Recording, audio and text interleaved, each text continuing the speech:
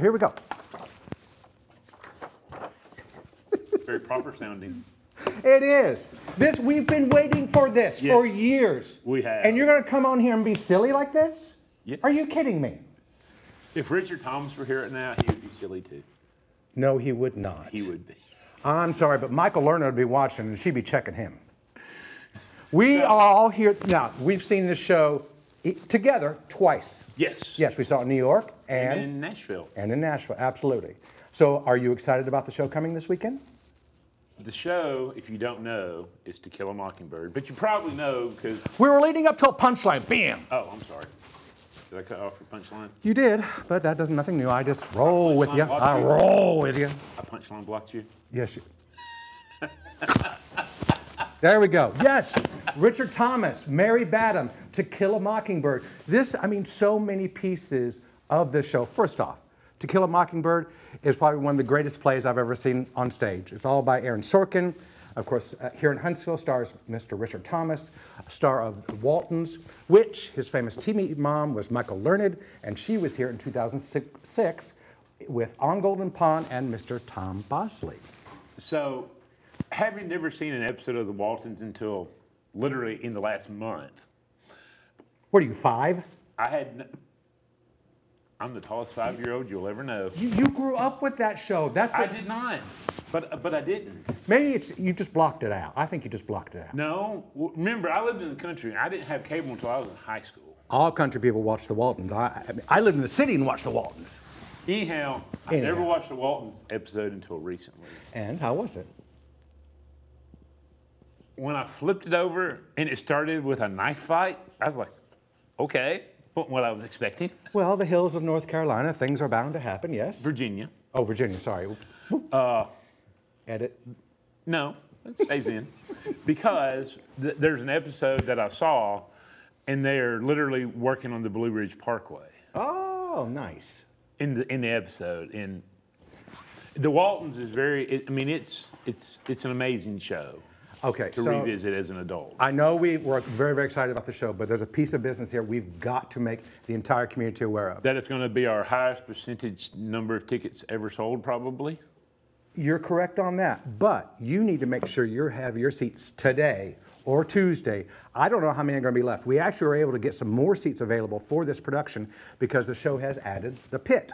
So there's a couple rows of seats in every show in the pit that everybody can come and see and talk about being. This is the perfect show to be up close and personal. I mean, can you imagine when they're doing the interrogation and then Scout is pouring her heart out and Atticus Finch is pontificating about life, and you can just, it would almost be pontificating. It would be, I gotta slow down. It would be almost like that show is being just for you. Can you imagine sitting in that front row and just being spellbound? Well, I bought a bunch of tickets in the front row, so I'll let you know how it goes. Oh, you're that special, huh? Okay. Anyway, just FYI, BroadwayTheaterLeague.org. You don't want to miss this. Yes, it is all Mockingbird all the time. But we've got Jill and some of her students from Alabama A&M. So with all that being said, we will see you guys in just a few minutes. See you in a minute. 5 stars. All rise for To Kill a Mockingbird. Unmissable and unforgettable. A mockingbird for our moment. Beautiful, elegiac, satisfying, even exhilarating. A New York Times critic's pick. Mockingbird is now the most successful American play in Broadway history. All rise for Aaron Sorkin's great play. Richard Thomas is Atticus Finch in Harper Lee's To Kill a Mockingbird. February 16 through 18. Learn more at BroadwayTheaterLeague.org.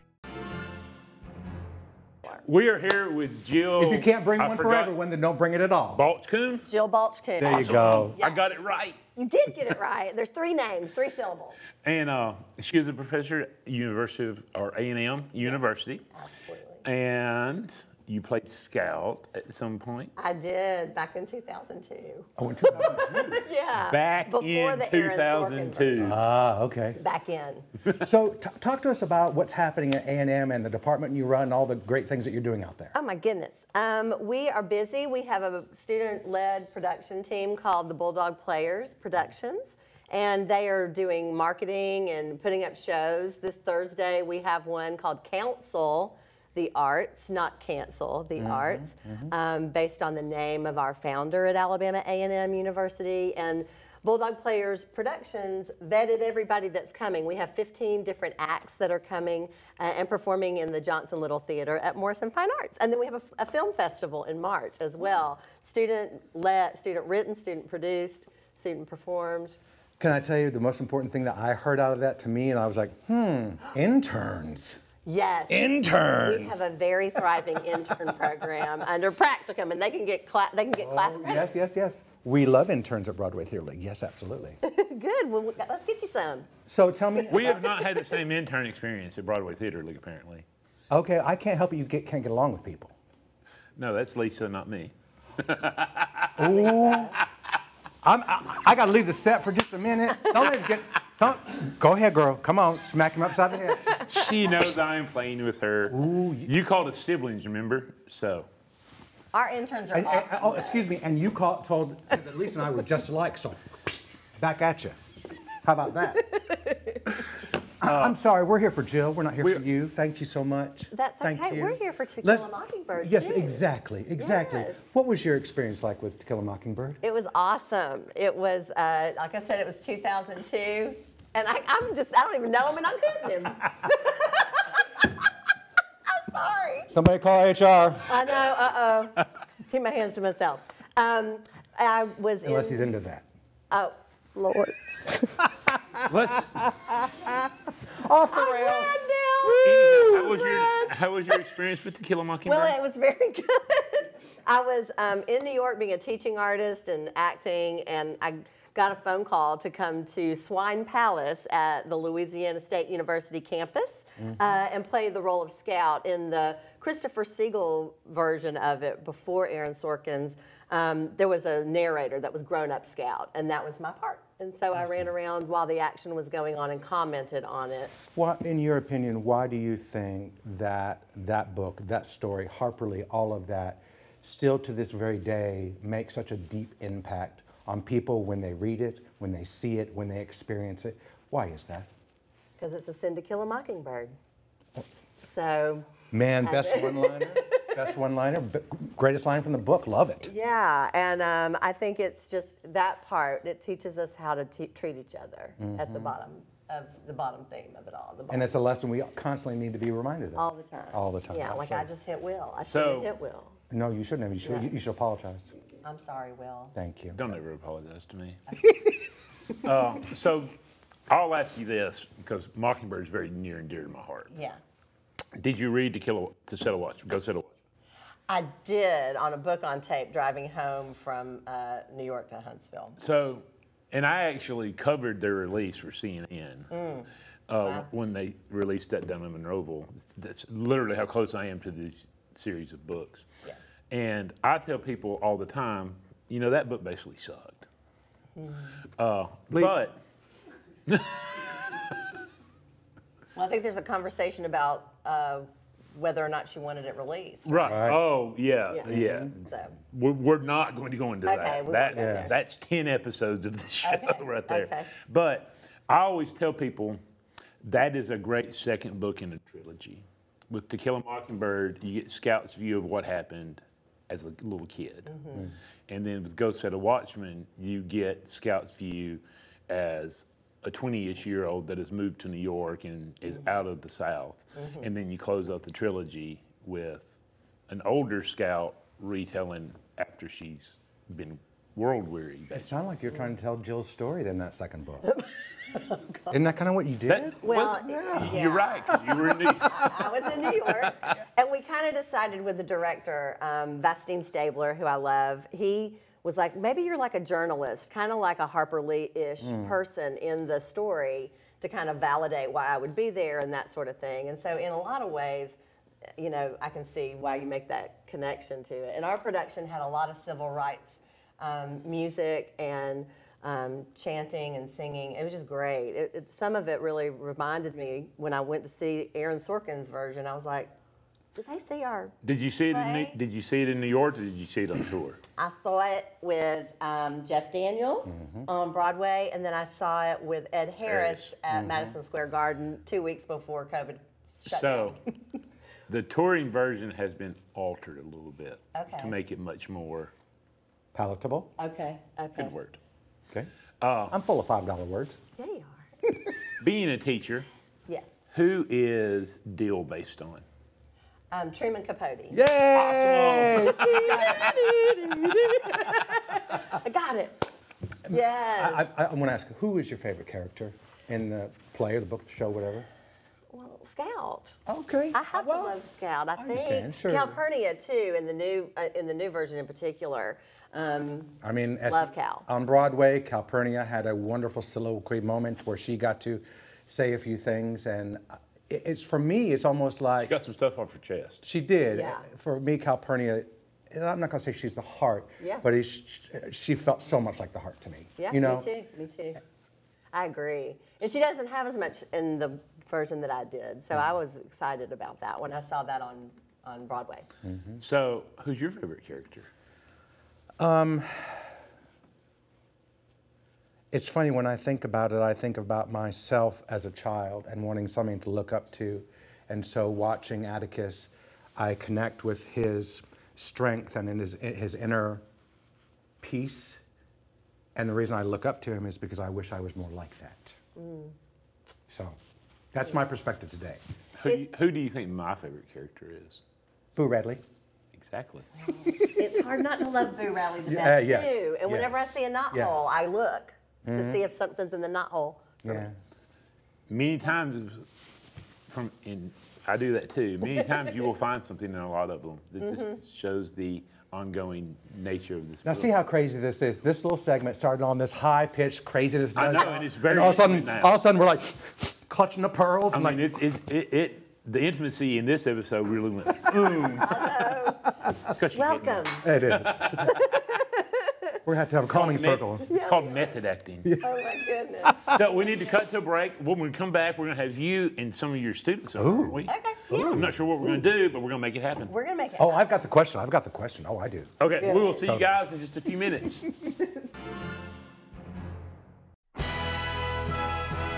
Jesus Christ Superstar. The legendary rock album, reimagined for a new generation, live on stage. The Guardian hailed it a gorgeous, thrilling, heavenly musical. The New York Times praises it an adrenaline-pumping production. The iconic musical phenomenon, Jesus Christ Superstar. March 15th through 17th. Get tickets at BroadwayTheaterLeague.org. These are all graduating seniors that are with me from Congratulations. Alabama A&M Wow. Congratulations. Yes. You're so young to be graduating. They're fabulous and gorgeous. This is They Tatiana are. Kane. I Tatiana. love her hair. Thank you. Amazing. Terica Crutcher and Tori Hobby. Welcome, love it. everyone. Thank you for being here. Thank you guys for being here. So I've got to ask you, did you expect to be on a TV show when you took this class? No. So definitely not this morning. So this is your first look for your first appearance on TV. So remember it. So what are you doing when you get out of college? What am I doing? I'm going to be an actor. So, and you know, I want to write a book. I want to do anything with the arts and be able to creatively express myself. So see that funny looking dude over there? He was an actor from. You're not a dude, Lisa. He was an actor on Broadway. And 30 years. So he knows Jill. Yes. I've written and published several books, so you're off to a great start. What are you going to do when you get out of college? Well, I have a plethora of things I like to get into, but I want to be in entertainment. I want to be in live performances, work with music and artists. So that's a little bit of a ballpark what I want to do. There's a lot of great opportunities in Huntsville for that right now. I mean, the city's music department and everything. Right. A lot of great things going on. And you know, Atlanta literally is the new Hollywood. Exactly. Oh, yes. I mean, who doesn't want to work for Tyler Perry? I mean, come on. Give me a job. So I've toured his studio. It's amazing. Can only imagine. Yes, sir. And sir, what were you going to do when you get out of college? I would like to get into management of actors, agency, you know, work with them and get them into movies and see. I would like to really pursue that. You want to know something? This one here is going to be the biggest pain in my behind when he gets up and running. He's going to be the new Kenton Atkinville, right? Yes, exactly. You're not a pain. You're actually He's going to make me the best retire. person to work with that we deal with. Okay, I've got a very, very important question. I'm sure that you remember what it was like when we were coming up and learning our craft and our trade and all parts of the theater. Yeah. And all the things that we had to go through. And I know you got started, not late, but it was kind of a surprise way that you got into it, right? Yes, exactly. Oh, he's over there. You can hit him later. Love it. But what I want to hear tell from you is, how is it different today than it was when you were coming up in the ranks, you know, and what these kids are going to be facing and dealing with? Well, my first instinct is to say that there's so much more available to them than when we were coming up. It was like, you have to look this way, you have to go to reproductions and get all your headshots done and all of that sort of thing. And there was maybe a theater class at your high school, and probably maybe not. And now Huntsville is just covered with fabulous programs for theater. And then colleges have so many, they've grown to offer so many different things that we can focus on when we go. And so Alabama A&M is one of those examples right now, because these are great production students that are now either minoring in performance or performance majors at A&M. But I think that's it. I was very much focused on sports and then found my way into theater, and it was kind of more difficult to do both back then. I think kids can kind of do everything that they want to do. So do most of your students already come in knowing that they need to create their brand? Is that already sort of instilled in them? They already kind of have one a lot of times. Yeah. This is DJ Terica.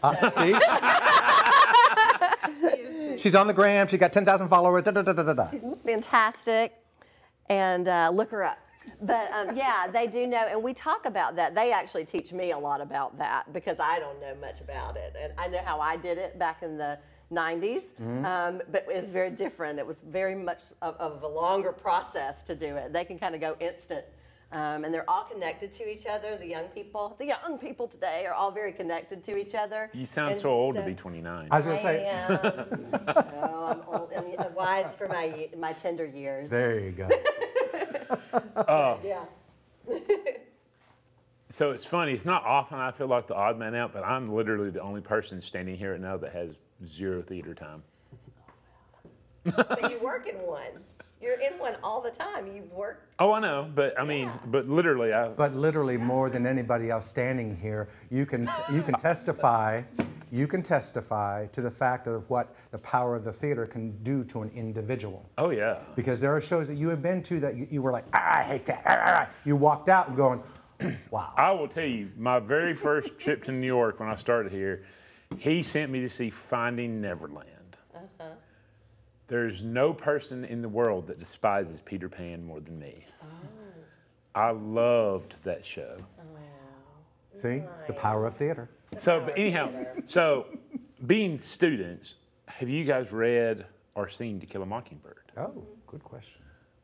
All right. Well, I read it in 9th grade from my teacher, Ms. Hills from Buckhorn High School. She's watching. Yes, I read that book. My imagination. I'll send her a link.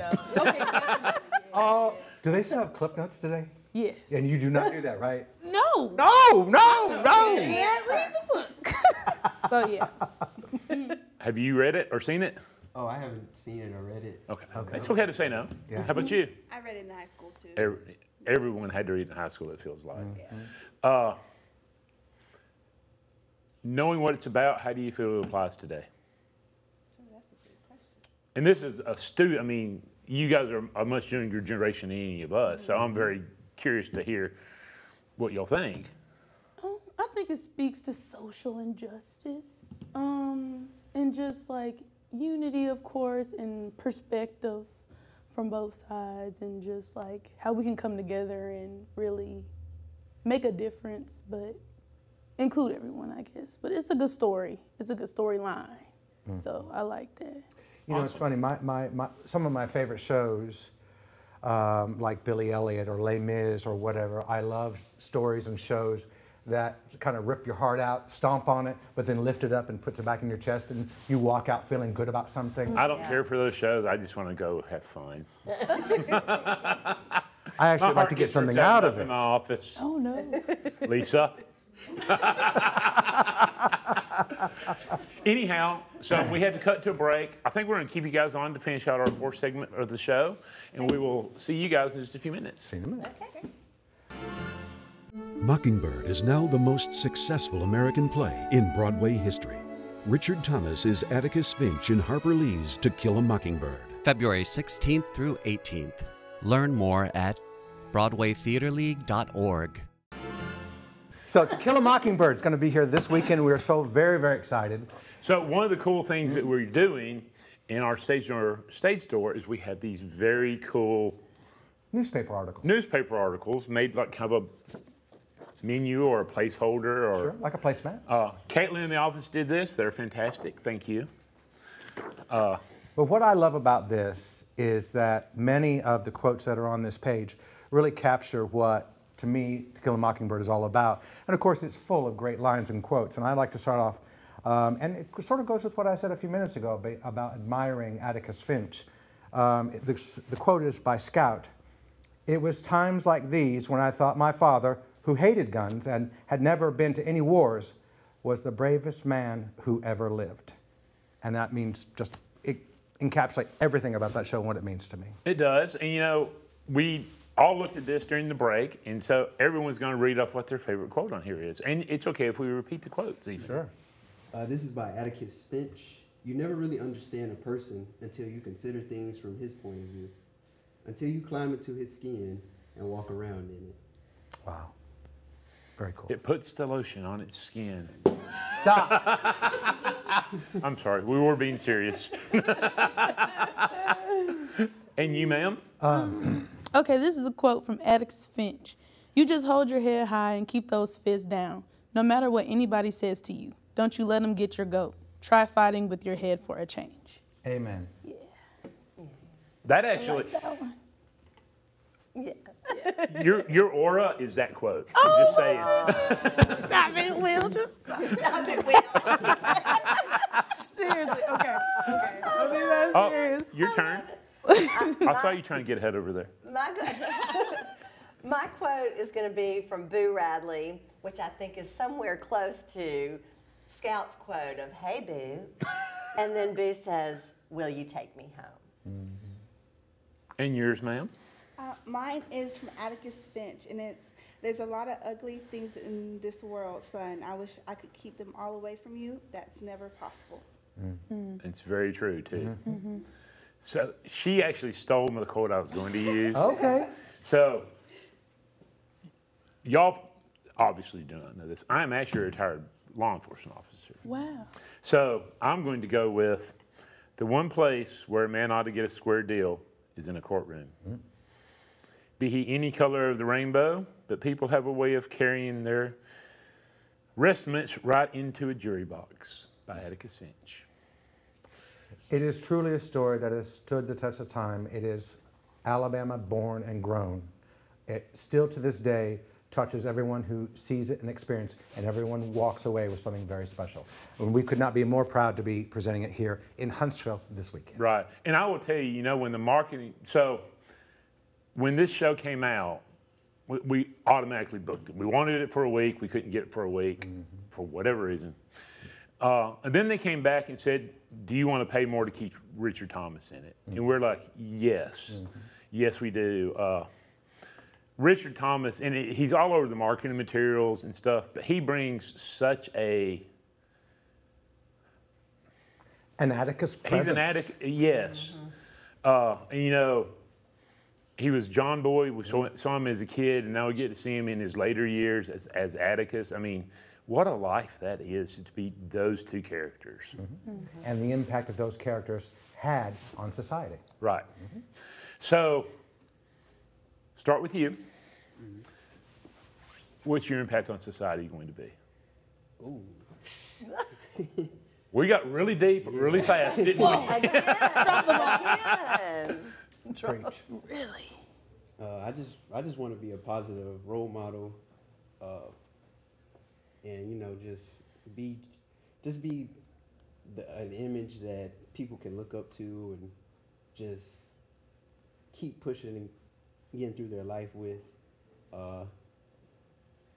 You know, take it one day at a time and figure it out as I go, and you know, preach love, and that's what I want to impact. Your turn. I like to leave a legacy behind. Everything has a meaning to it, so, you know. Like I said, that quote is your aura. Yeah. So, yeah, even with the quote, like, positivity, hold your head high. There are going to be times where you get knocked down, but that means you're doing something right. You know what I mean? Like, it's about how you react and get back up kind of thing. So that's how I feel. That's my impact. And yours, ma'am? Oh, you don't get out of this. Oh. Neither do we. Oh my goodness. I want everyone to have the opportunity to hear their voice and to experience live theater, because that's my jam, and find who they are and really know that and be proud of who they are and know that they belong in the room and have a big old story to tell. And yours? Me already. Okay. Already. Kind of like both of them. I do want to leave a legacy behind. I want to leave something behind after I'm gone. But most importantly,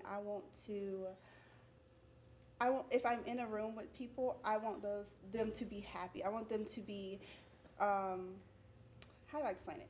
I want them to know that they are somebody. Like, in the room with me, I want you to be happy. I want you to be, I don't ever want anybody to feel like they're being looked over if they're in the same room as me.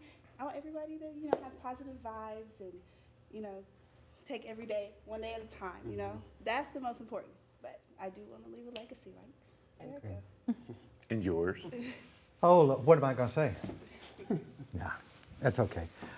It's very simple. I want to send out as much love and positivity so I get all that back. And as far as a legacy is concerned, what we do day in and day out is my legacy, and nobody ever, ever can take that away from me. That's really good. Yeah. Wow. Mine? Hang on, let me get here. Here. Oh, you getting tissue? Just in case. It's used. I know where that's been. Mine is to help somebody every day. Wow. That's all it is. But with all that being said, we got really deep, really fast. This was a much more emotional episode than I expected it to be. How about you guys? I mean, woo! Wow. Wow. Yeah. To Kill a Mockingbird this weekend. I hope all you guys will be there. And like I said, if you don't have your ticket now, get it. Yes. Get it. Absolutely. It's going to be a fantastic time. Friday, Saturday, Sunday. We're going to transport ourselves to Monroeville, Alabama. Not too far away. And we will see you guys at the show, and we will see you next week. Thank you guys for being on with us. Thank you for having us. Thank you.